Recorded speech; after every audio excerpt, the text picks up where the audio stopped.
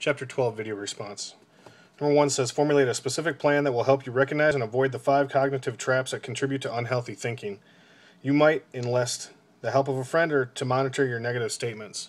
Setting realistic standards for yourself. Number 1.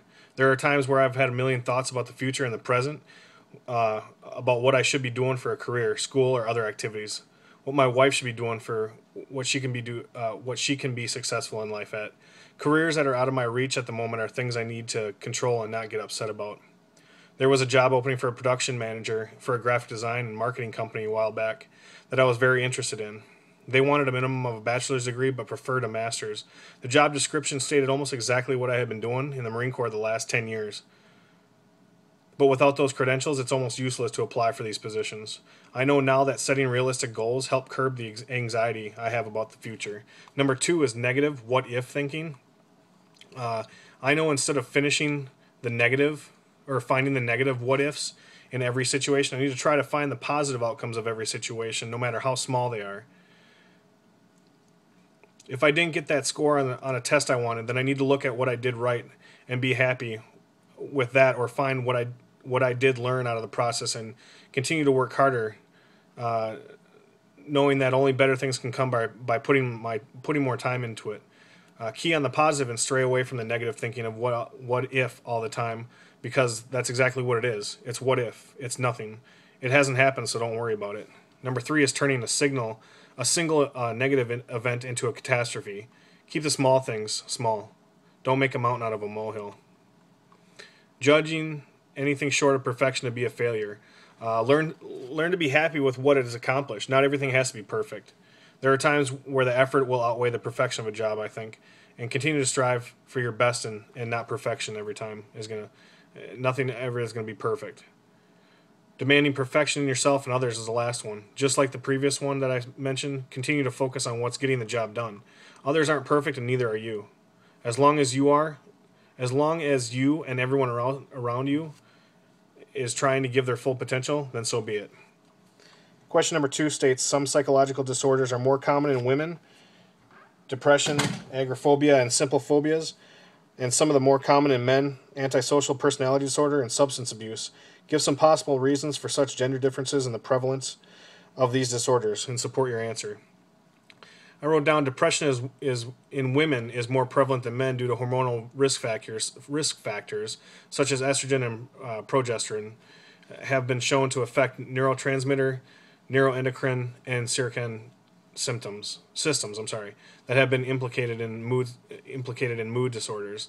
The fact that women often undergo mood disorders associated with their menstrual cycle, like premenstrual dysphoric disorder, also points to a relationship between female sex hormones and mood.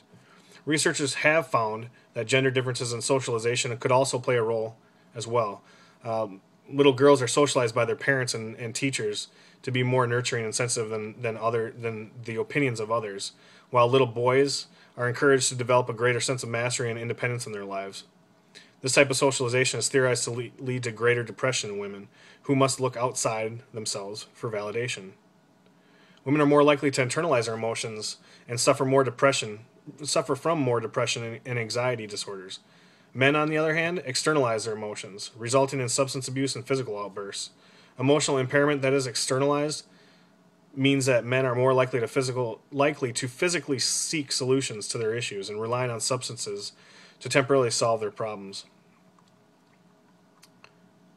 And question number 3 is, there is continuing controversy over what specific psychological disorders are chiefly biological in origin, nature, or results primarily from learning and experiences, nurture. Select any 2 disorders from the chapter and prepare arguments for both the nature and nurture positions for both disorders. Some researchers have questioned whether OCD, or obsessive-compulsive disorder, really belongs with other anxiety disorders. They think that it should be grouped with a spectrum of such obsessive-compulsive disorders as Tourette syndrome, which are known to have biological causes.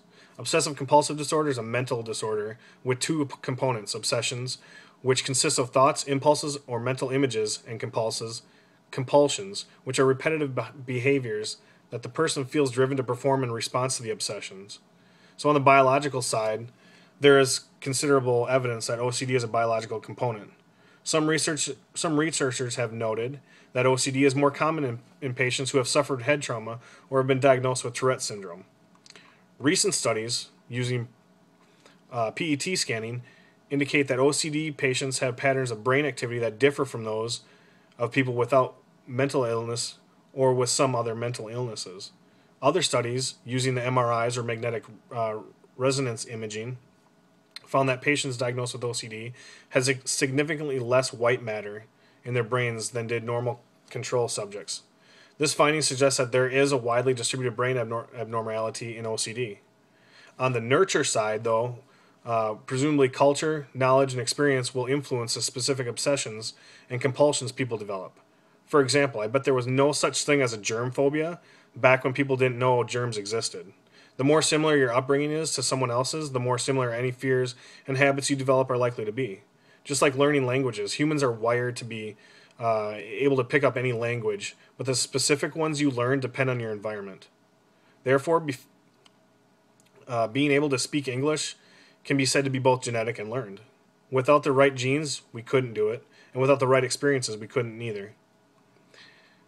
Anxiety disorders, evidence for biological factors that predispose children to anxiety disorders, is based largely on findings from family aggregation, twin behavioral genetic, and behavioral inhibition studies. Research on family aggregation also suggests that when parents have anxiety disorders, mothers are more often associated with familial transmissions of anxiety than the fathers are. Also, children of anxious parents are likely to have an earlier onset for anxiety disorders than their parents. On the other side of it, I believe that you can learn to have anxiety disorders by continually subjecting yourself to overstressful situations with no way to cope or deal with those situations. There has to be a point that exposure to these situations finally cause a breakdown in the way the mind thinks and how to process that information.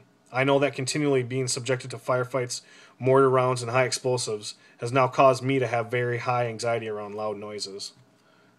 Those are my Chapter 12 video responses.